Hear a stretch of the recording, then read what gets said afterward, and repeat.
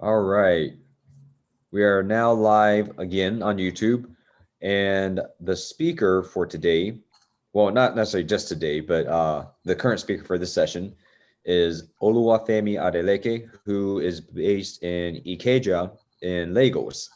So obviously, we're excited to have you here, especially, to have someone who is in a different country, a different continent, saying hello to the local participants, but also to share a lot of what you do with us here in the US and elsewhere, because you work with, so first, you're a consultant and managing partner for SafetySmart Africa, Correct. which means you have a few different roles in one company.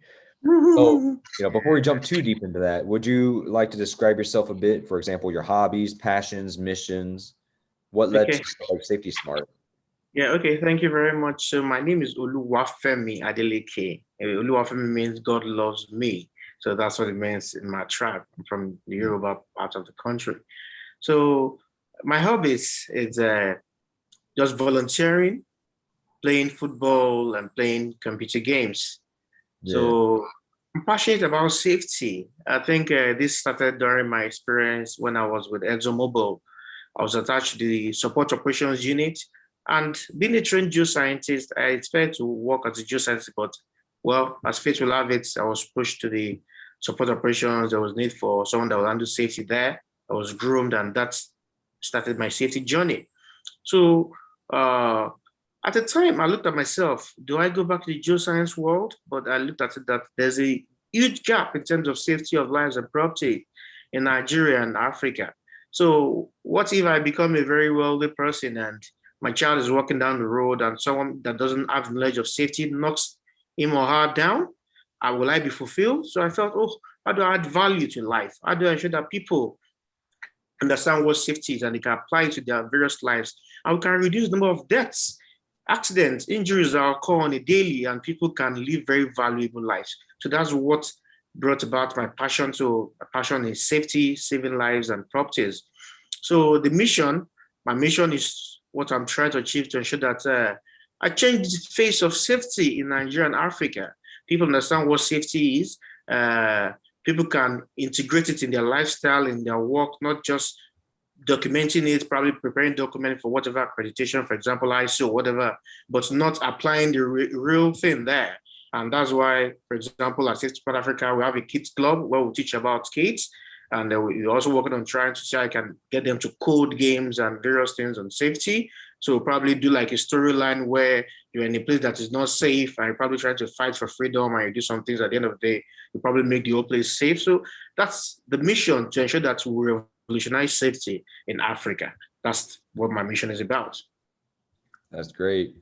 Yeah, I think it's easy, at least in the US, it might be similar in other cultures as well, but I think it's easy for us to kind of forget a lot of what we do isn't just for ourselves. It's not just to enjoy our good lives, but it also builds a future for others, whether we mean to or not. And obviously the stuff you're talking about, like if your kid is down the street, what can you do? And I think one of the interesting things is we look at how tech has impacted our lives or sometimes not impacted our lives. For example, I'm not worried about this building collapsing on me, so that's not impacting me directly, but the technology and of course the regulations, the standards, so that things are built correctly or at least safe enough. That's one way that tech has impacted me. Where for you, the stuff you're talking about, obviously in a lot of countries, there's still the worry of something collapsing. But beyond that, beyond Safety Smart, what else has tech done to impact your life? Okay, so being a graduate of the University of Manchester and also sitting on the board of trustee and also the secretary of the alumni in Nigeria here, and the experience the university, that's University of Manchester, gave me, looking at the country, the environment, the exposure, I saw there are a lot of gaps. And yes, we say, okay, tech application might be different from continent to continent. However, there are some that flies around, that goes around. There are some that You probably just stick to different geographical locations. I see tech changing a lot in my life and probably in the lives of people around. One thing I see tech changing in the African ecosystem is it's increasing the financial capability or capacity of the youth. And I know that's not what was normal before, because youth probably have to struggle, get out of school, beg someone to probably get a job. Some people have to probably pay someone money to get some government job, which is probably paying meager sum of money.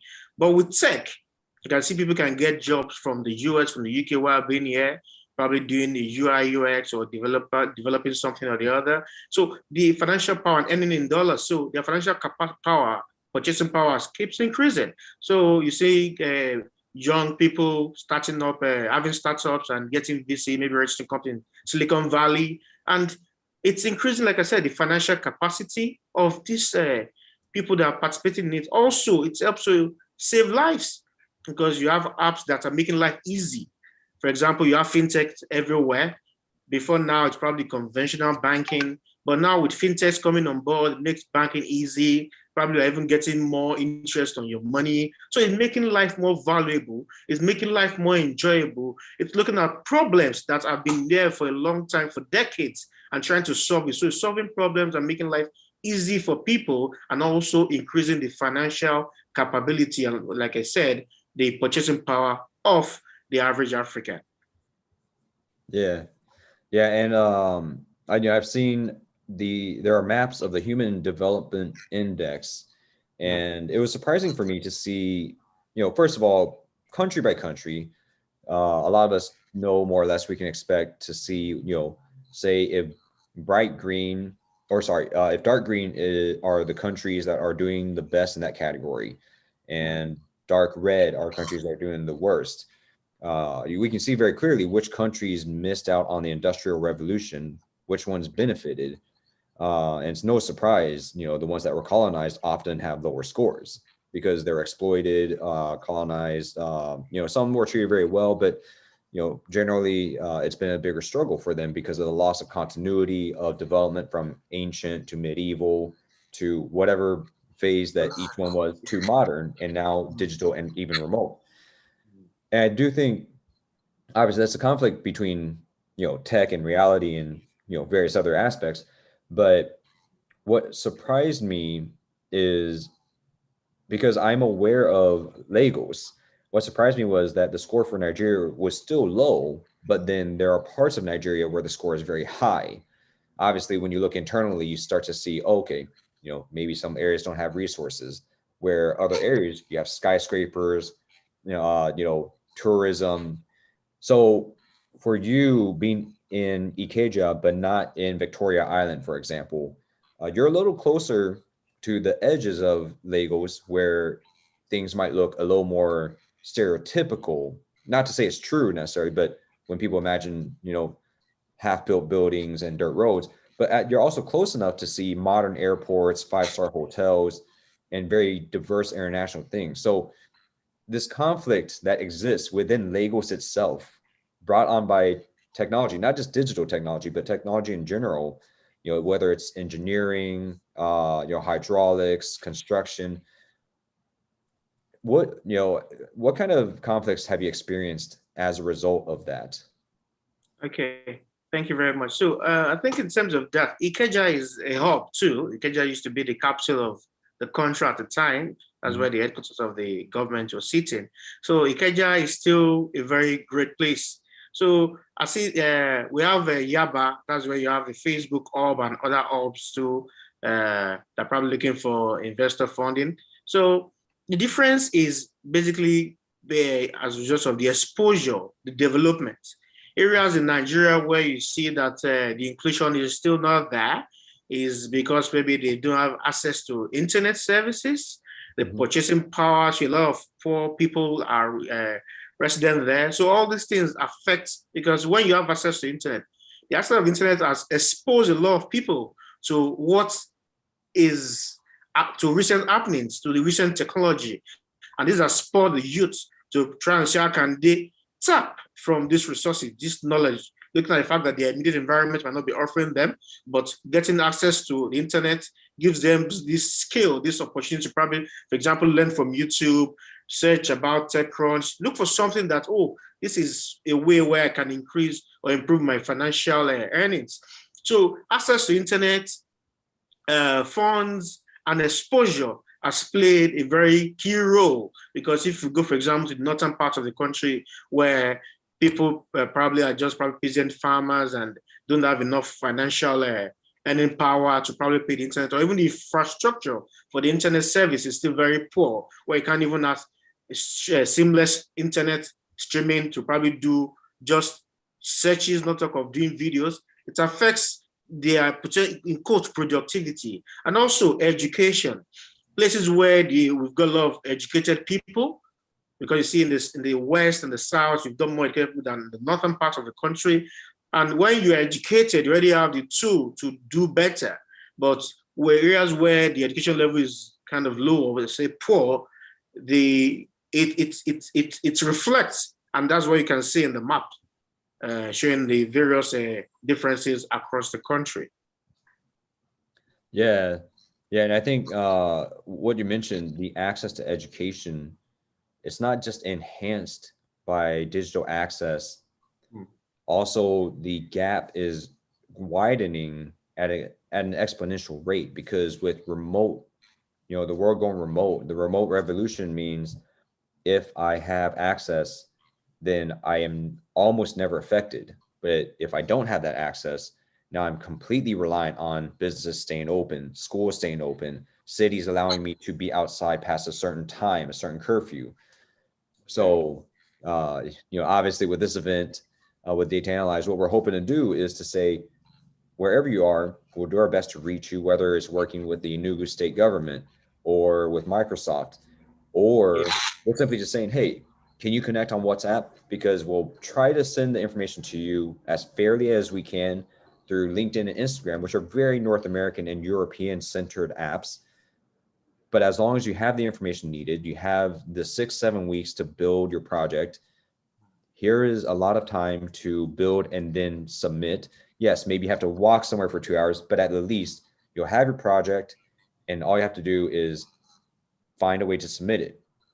So, obviously, the conflict you mentioned, that, it reminded me that is a lot of why we tried to structure this event in this way, make sure everyone has time to prepare and conduct their experiments and projects as needed. So I'm glad you mentioned that. Yeah.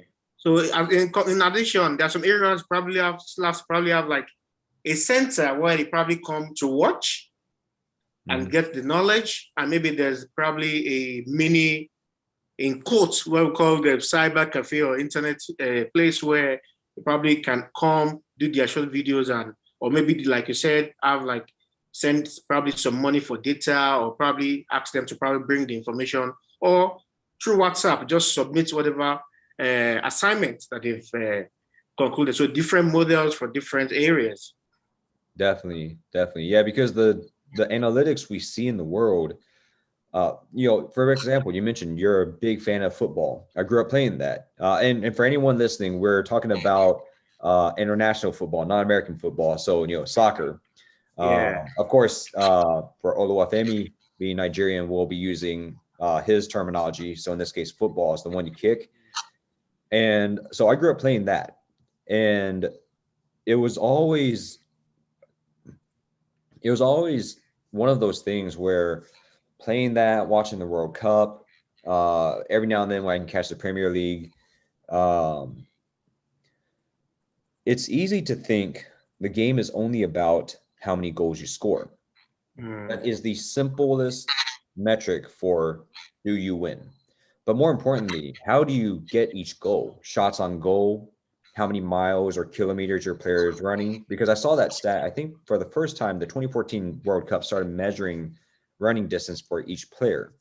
And the Germans won that year. And I think they had an incredible average of 11 kilometers per player, maybe 11 miles. I remember thinking it was an insane amount, but I can't remember if it was miles or kilometers, because obviously watching the American channels, I don't remember which units we used, if we used our units or the international units, but either way, the number was 11.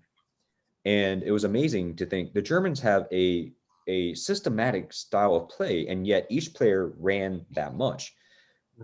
And that's where a lot of the analytics can say, okay, maybe Germany did not score any goals, but they had more pressure on the other team because they moved so much. On top of that, ball control. There's so many stats and analytics at play that tell a greater story than just who won. How do you see that impacting the future of the world?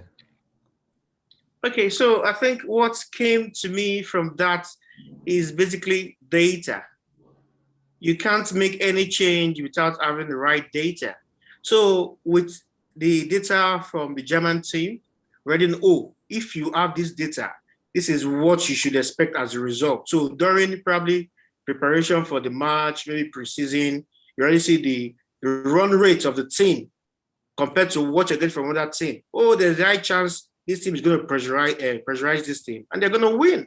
It's still a high chance to win. And that is one of the things where we're working on SafetySmart Africa to build solutions that acquire data from the nook and cranny, and this data interpret. So basically what I see from what you said about tech is data gives us, oh, this is what can happen by this time.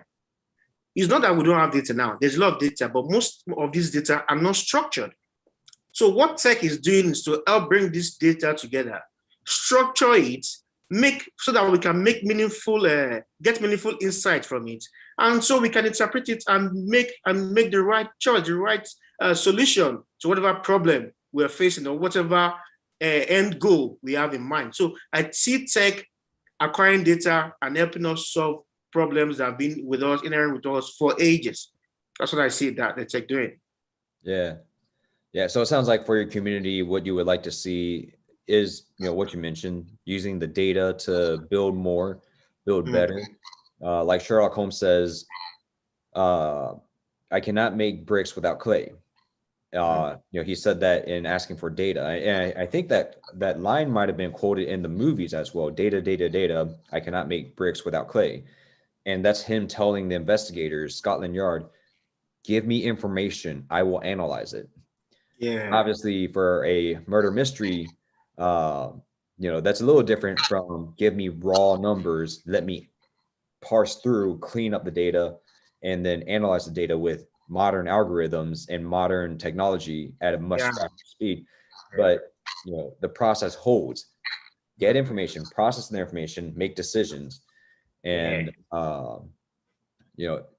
it sounds like that's what you have in mind. But beyond that, what else would you like to see for your community? Whether that means Ikeja or all of Nigeria, all of Africa, or your field, just whatever you want the community to What be. I will be looking for my community is getting data that can make life meaningful. For example, at SafetySmart Africa, we are building a solution that helps people record unsafe actions, unsafe conditions, accidents, incidents around them.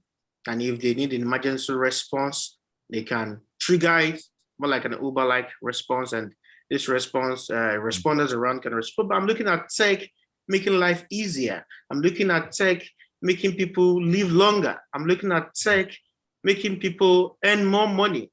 I'm looking at tech making life valuable, because you see, average people say the life of the African is not really valuable, maybe because of many things, many factors they see. But with the advent of tech, I've been seeing a lot of change. There's disruption politically, there's disruption financially, there's disruption in diverse areas. And these disruptions are positive.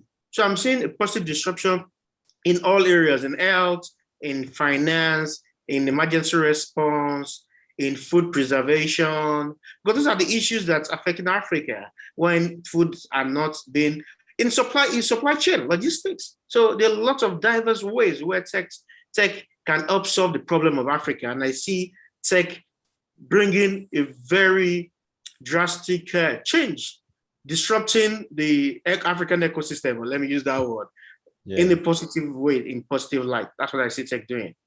All right. So I guess we've been talking big picture stuff, Mm. but a little closer to home, what would you want participants to gain from this event from Data Analyze? Okay.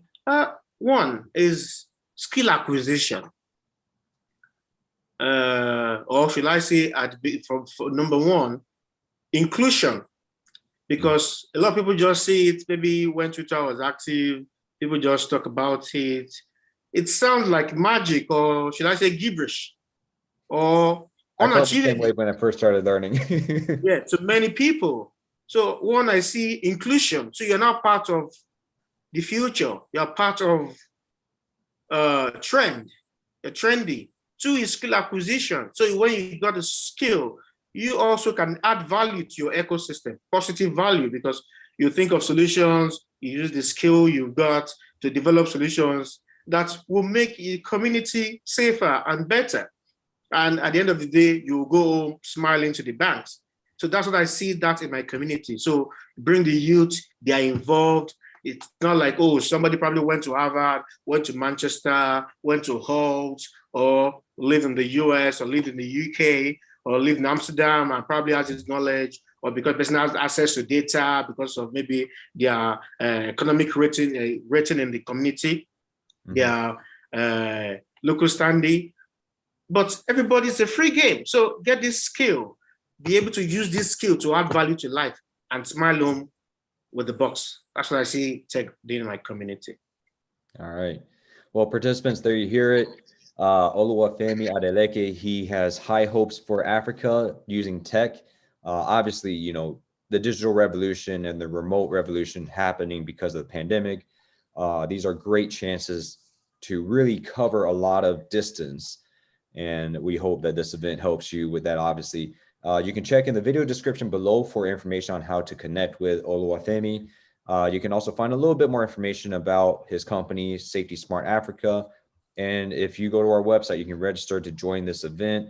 You can see our values, what we'd like to do. And, you know, from there, if you'd like to work with us in some way, you know, reach out to us. We definitely would love to have more speakers. We definitely want to make sure that everyone feels that their voices are being heard. And I guess, you know, Oluwafemi, thank you for your time. Thank you very You much. know, we are closing out now, but before we do you have any last words you'd like to throw out? Well, I think I would just tell everyone to own their dream, sync with the trend, acquire the skill, and I don't know, will I say the galaxies, because it's even the starting point. So go out there and be the change you want to see in the world. Thank you very much. All right. Thank you, Oluwafemi. Great words from a great man.